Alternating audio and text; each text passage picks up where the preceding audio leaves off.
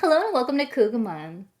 In this video, we'll be reviewing just how easy it is to record a manual payment on an invoice via the payment terminal. So let's jump right in and explore it further together.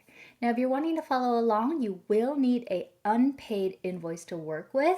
Now, this can be a real invoice or you can just use some fake data, but either way, you should be starting off at the point that you see here on my screen where we have that unpaid invoice open. Now, from the invoice record, what we're going to do is locate the payments tab and just click into it. It might live in a different place on your page, just based upon your page layout. So just look for it. When you do, you are going to see a similar payment terminal as you see here on my end, with the relevant payment amount that is due and the option to select a payment processor. So let's click into the select processor pick list and then just make sure you select manual. Now you'll notice right away that the payment details right below automatically change.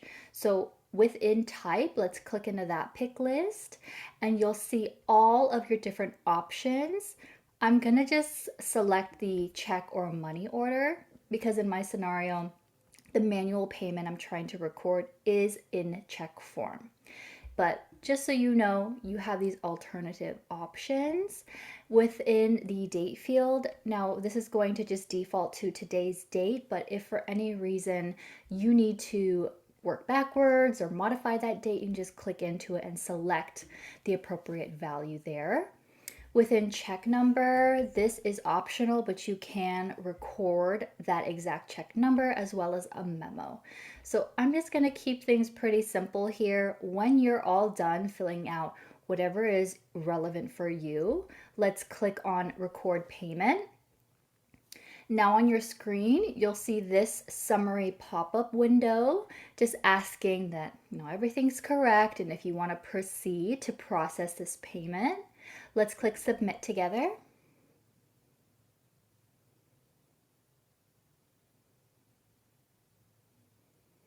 Okay, so now payment recorded, it was successful. You'll notice that within your payment terminal window now that it also shows invoice paid.